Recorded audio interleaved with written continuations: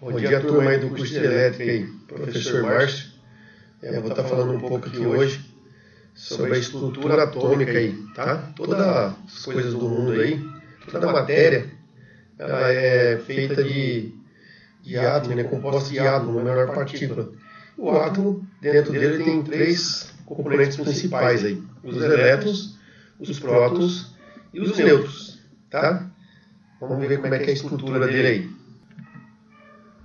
Bom, gente, então aqui está a estrutura do átomo, né? Aqui nessa parte central aqui, ó, em laranja, são os prótons, que são cargas positivas. Em azul, os nêutrons, que não tem cargas nem positiva nem negativa, tá? Então, nêutrons. E nas esferas aqui, ó, nas órbitas aqui do átomo, a gente temos aí os elétrons. Os elétrons, na verdade, são os elétrons que vão aí conduzir energia, né? Então, a nossa energia elétrica é formada por elétrons, tá? Lógico que o elétron, de uma forma ordenada no condutor, promove aí a energia elétrica, nossa tensão ou volts, tá? A gente pode falar aí de tensão, volts e DTP, que é a diferença de potencial. As três aí é a mesma coisa, tá bom? Então, a grandeza da eletricidade aí, o volts, né? A unidade de medida é o volts. Então, a nossa energia elétrica, a unidade de medida é o volts, tá? E aí a gente sabe aí que nas nossas tomadas aí você pode ter 110 ou 220. Mas voltando aqui para o átomo. Então esse átomo aqui, essa é a estrutura dele, né? Vamos ver agora a próxima figura aí, como é que está. Bom, aqui, ó, no átomo, né? Nós temos aqui, eu já tinha dito, o centro aqui, o núcleo, né? No núcleo aqui no centro onde ficam os prótons e os nêutrons, tá? E nas esferas, nas órbitas, os elétrons, tá? Só quem sai do átomo são os elétrons. São os elétrons que saem. Então o átomo não perde prótons, ele perde só elétrons. Ou ele perde, né? Se ele perdeu elétrons, ele vai ter mais prótons, então ele vai estar carregado positivamente. Se ele recebe elétrons, aí é o contrário, ele recebeu, ele vai ter mais cargas negativas, né? Que elétrons são cargas negativas. Então ele tem mais cargas negativas. Se ele recebeu, ele vai estar carregado negativamente. E se ele tiver o mesmo número de prótons e de elétrons, um anula o outro, e aí ele está neutro, nulo, sem carga, tá bom? Bom, nessa figura aqui, gente, ó, você pode observar aqui, ó, que os elétrons são determinados pelo sinal menos, né, são cargas negativas, então são milhões e milhões de elétrons envolvidos no processo de eletrização.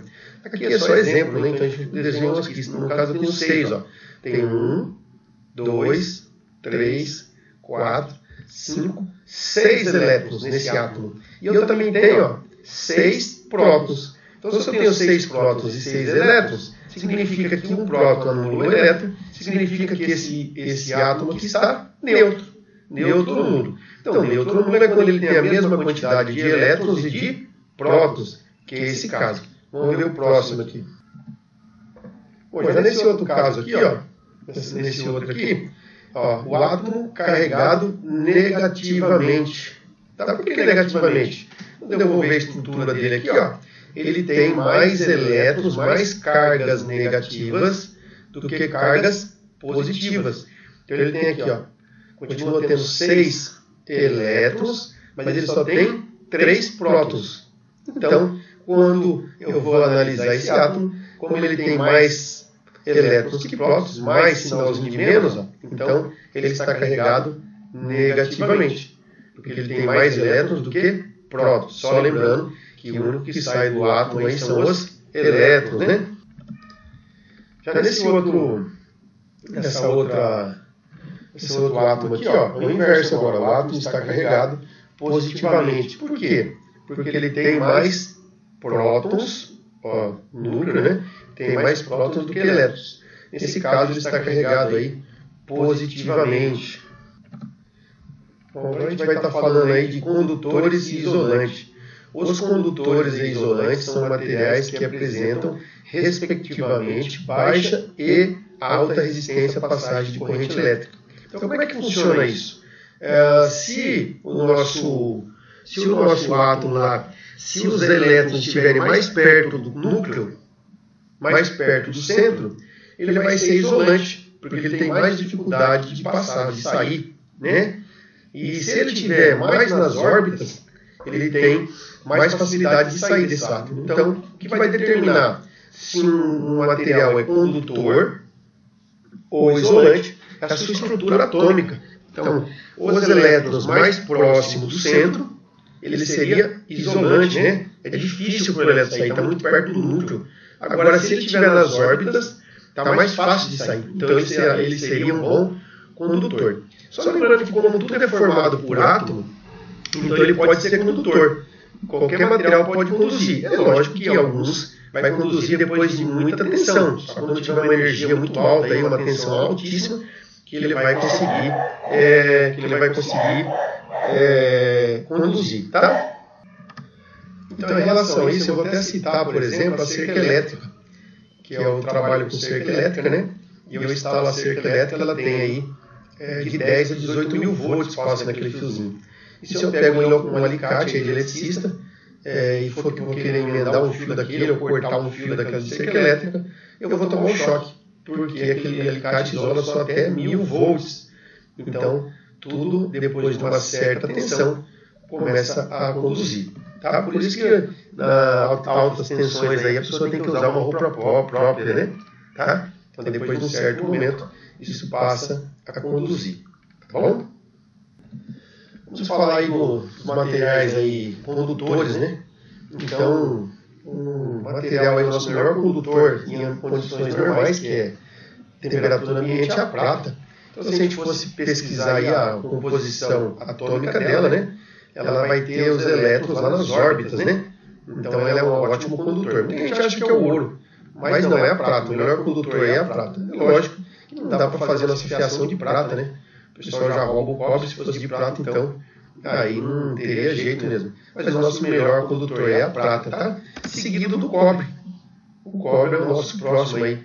A gente conhece, a gente mais utiliza na rede elétrica, então nossas redes elétricas e residencial todas feitas com fio de cobre. Então, o segundo melhor condutor é o cobre. E ele tem um preço mais acessível, né? Essa é uma das grandes vantagens dele aí. O preço acessível e, além disso, ser um ótimo condutor. E o próximo aqui, terceiro da lista, se você for pesquisar na internet, é o ouro.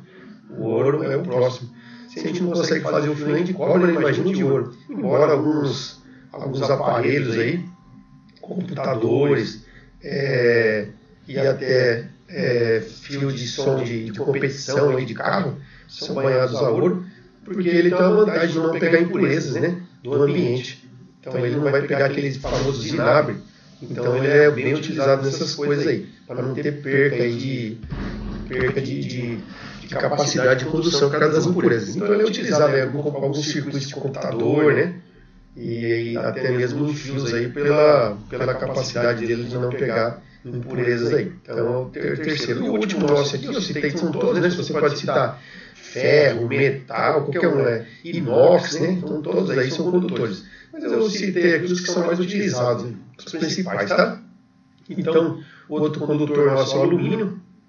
O alumínio ele é bastante utilizado, mas na rede externa, né? Na rede externa da Eletropaulo, da Enel agora, Bandeirantes, da Electra, da concessionária aí da sua região. Então, ele é bem utilizado. A vantagem dele é que ele é leve, né? Ele é mais leve. Então é melhor aí para você carregar, para você manipular aí nesses cabos grossos aí da rede mais alta aí. Então é bastante utilizado também o alumínio. Para a residência não. Para a residência não pode. A residência é só o cabo de cobre mesmo, tá? Mas existe o cabo de alumínio. A gente vê por aí. Até citei na aula online aí, que lá no salão que meu pai tem comercial lá alugado, ele teve que substituir o fio de entrada, porque os ladrões estavam roubando lá. E aí o cara sugeriu, o próprio cara da Enel, da Anel, né, sei lá, sugeriu para ele trocar, ele colocou de alumínio, que aí tem um valor comercial menor aí, e funcionou lá. Os ladrões pararam de roubar. Só que ele não conduz igual o cobre, então, de repente, fazer isso num caso desse de emergência, seria interessante se aumentar a bitola. O que é aumentar a bitola? Você colocou um fio um pouquinho mais grosso. Agora, para a residência, você descarta, tá? Não pode ser utilizado. Mas também existe aí. Vamos ver o próximo aqui. Agora, os isolantes, né? Os principais também, você pode citar vários aí. Mas os principais aí é o vidro, a porcelana, o plástico, a borracha, a madeira, né? São todos materiais aí isolantes. Então, se a gente for ver a sua composição anatômica aí, você vai perceber que a parte dos elétrons, né, estão bem próximos aí do núcleo, então eles têm mais dificuldade de sair. Se ele tem mais dificuldade de sair, então a gente fala que esse material é isolante. Aqui eu citei alguns: vidro, porcelana, plástico, borracha, tá? São os principais aí, entre outros aí, tá bom? Então a gente vai ficando por aqui. Esse é o título, né? Amanhã eu vou estar passando aí, postando aí um vídeo sobre os elétrons, né? Porque a eletricidade é formada por elétrons, então eu vou estar falando um pouco dele aí, um pouco dos elétrons aí, tá? Então, amanhã a gente passa esse videozinho, essa simulaçãozinha falando dos elétrons. Só lembrando que só quem sai do átomo são os elétrons, tá? Os prótons não, são só os elétrons.